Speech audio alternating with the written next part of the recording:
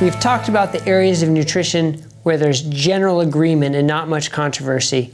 Now let's get into some of the concepts that have a little more controversy behind them. So what do I mean by controversy? Why are some of these areas more controversial? Well, because the evidence doesn't all point to one simple answer. And in addition, the evidence that we used to make guidelines and recommendations over the past 30 or 40 years have been called into question and are starting to change. And that, of course, increases controversy. But it's important to get into the specifics of what the evidence is and the specifics of the controversy. And that's why I want to go through these topics with you today. And the first one to talk about is fat. Fat's a big one when it comes to nutrition. We've had decades of teachings and regulations and guidelines saying that we should reduce the fat intake in our diet. It's pretty clear that we can't talk about fat as a general concept as being detrimental any longer, but it helps to break down fat into the specific components. One type of fat is monounsaturated fats. Those are the fats you get from olive oils, nuts, avocados, seeds, olives. Those were the fats that predominated in the Mediterranean-style diet that was in that PrettyMed study. So it's pretty conclusive that those fats are certainly not detrimental and probably beneficial to our health. Other types of fats, polyunsaturated fats. These are the ones seen mostly in our cooking oils. The safflower seeds, sunflower seeds, etc. All those cooking oils tend to be the polyunsaturated fats. And that's a pretty controversial subject. On the one hand, we have studies showing that if you add polyunsaturated fats, you can reduce your risk of heart disease. On the other hand, we have studies that show too much polyunsaturated fats are actually associated with an increased risk of heart disease.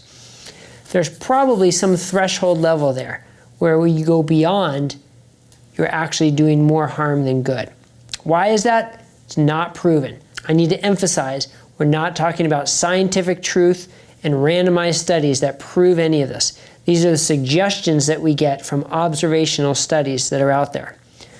One thought is it's this balance of omega-3s to omega-6s. So omega-3 and omega-6 are fatty acids that our body needs. We need to consume these because our body can't make them. Omega-3s tend to come from fish, some nuts. Omega-6s tend to come from these cooking oils and also some nuts, depending on the nut. When you look at traditional societies, hunter-gatherer societies, they tend to have an omega-6 to omega-3 ratio of at most 4 to 1. So 4 for the omega-6, 1 for the omega-3. When you look at industrialized societies, we have a ratio of 20 to 1, dramatically different. Is that the reason that we have so many chronic diseases and inflammatory diseases? We can't prove that that's the reason, but I think the take-home message is fairly clear that we've crossed over too much to the polyunsaturated and omega-6s. As a society, we need to decrease those and increase the higher proportion of our healthier fats. So when it comes to cooking oil, that's why I'm a big fan of avocado oil. Avocado oil is a mostly monounsaturated fat, and it has what's called a high smoke point, which means you can cook things at higher heat before it starts to break down and oxidize. Olive oil is another great example that is a mostly monounsaturated fat. Now it does have a lower smoke point, so any cooking above a moderate heat, a medium heat, can cause that oil to break down and oxidize. When oil oxidizes and breaks down, it can cause free radical development in our body. Free radicals and oxidation in our body have been linked to increased risk of cancer and increased risk of heart disease. Does that mean that eating olive oil at a high heat is definitely related to those diseases? No, that hasn't been proven. But the concept is there, the idea is there, and it makes sense to avoid, especially when you have other alternatives like avocado oil, which is more stable at a high heat. And then of course there's the traditional butter and ghee, which are making a comeback, and for a reason. They're stable at high heat, and the evidence against them has been basically debunked and not as clear as we once thought. And that leads me to the next topic of saturated fats. When talking about saturated fats, it's so important to have a background of how we got to where we are today and our recommendations. So let's start with a little bit of history. Going back before the 1950s, American society in general wasn't all that worried about heart disease. It's not that people didn't think about it at all, but we'd just gotten out of World War II. We were more worried about people dying in war. Infections were still a primary cause of death. Medicine was still evolving. So heart disease wasn't the number one concern on people's minds. But as we got into the 50s and 60s, that started to change. All of a sudden, war wasn't as much of a concern. Infections, dying of infections wasn't as much of a concern. And heart disease rose to the number one cause of death. Add to that, President Eisenhower had a very publicly displayed heart attack. While he was in office, he had a heart attack. And he didn't want to hide it from the public. So it was widely publicized. So the American society was inundated with concerns about heart disease. Now, it's natural for people to want to find a single common enemy. Because if you can define an enemy and you can find a way to defeat that enemy, it's very reassuring to you. And all this played into heart disease being a primary concern in people's health. And that enemy became saturated fat. Now, it's fascinating to look at how this happened. At the same time that society was evolving to be more concerned with heart disease, a researcher named Ansel Keys published a study called the 7-Country Study. He had a hypothesis that those who ate saturated fat had more heart disease. So he went to 7 different countries and he studied how much saturated fat they ate, and then he looked at what their incidence of heart disease was. And what he found was those who ate more saturated fat had a higher level of heart disease. Those who ate lower saturated fats had a lower incidence of heart disease. So he concluded saturated fat causes heart disease. Unfortunately, this isn't good science. This isn't how scientific studies work, because he didn't control for all the numerous variables that go into that. All that showed was that there's an interesting association that probably deserves more investigation, but it doesn't prove cause and effect. And here's a great example. One of the countries he used as his prime example was the country of Crete, the Greek island of Crete. They did not eat much saturated fats. They had a low incidence of heart disease.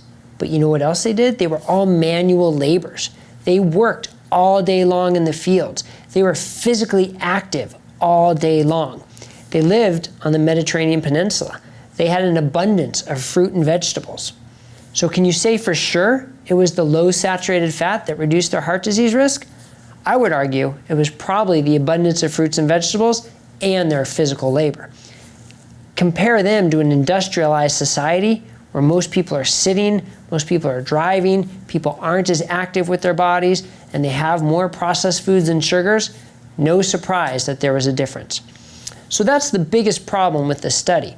Unfortunately, it came at a time where, as I mentioned, people wanted to find a villain. People wanted to find someone to blame, and saturated fat fit that role perfectly. What followed was a wave of this low-fat craze because the government came out with official recommendations saying we need to reduce our fat to reduce our risk of heart disease. And that's what got us in the problem we're in today, because the high sugar, high processed foods were these low-fat foods that came out. And it clearly did not benefit our health. So when we critically look at the evidence that tries to associate saturated fat and heart disease, they're all observational studies. Right? And we've talked about the problems with observational studies. Well, here's even more. If you look at a big Philly cheesesteak with a huge bun, a little bit of meat, cheese, and maybe 1 or 2 vegetables, that's going to be someone in an observational trial who eats saturated fats.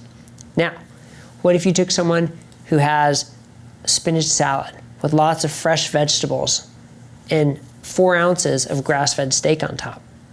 That's someone in an observational trial who's going to be eating saturated fats. Do you think one's going to have the same effect of your body and your health as the other? Clearly not, but an observational trial is not going to see the difference between those two.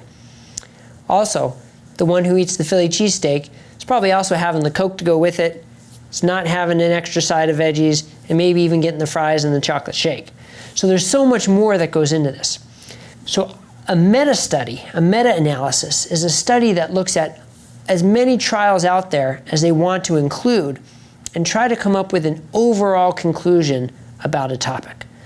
meta-trials that have looked at saturated fat intake. There are some that say there's a relationship, but importantly, there are just as many that say there's absolutely no relationship between saturated fat intake and the reduction of heart attacks and death. I'm going to say that again because that surprises a lot of people.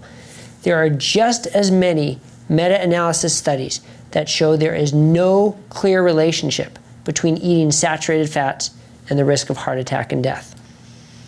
The reason why this is such a surprise to people is because we've been inundated for decades that we need to lower our saturated fat intake. Now, we could take this a step further and say, okay, it's not proven to be harmful. But if there's any question, why would we still want to eat it? Is there any benefit? And it turns out there is. There's the obvious benefit of people enjoy it. People enjoy a nice steak, a nice burger. People enjoy chicken. People enjoy fish. And all of these have saturated fats. But it's important to note they're not all saturated fats. A good grass-fed steak is about 60% saturated fats, 40% monounsaturated fats. So we can't label it just as one thing.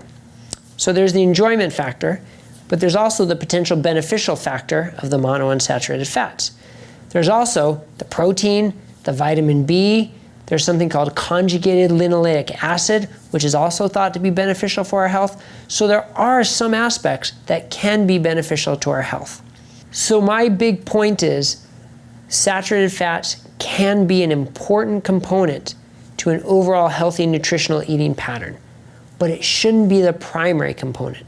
Remember, real foods, most animal proteins and saturated fats are real foods, vegetable-based. And here's the key. Saturated fats can fit in there, animal proteins can fit in there, but it should still be vegetable-based. So think about when you have a steak. It's a big steak and maybe a tiny little side salad.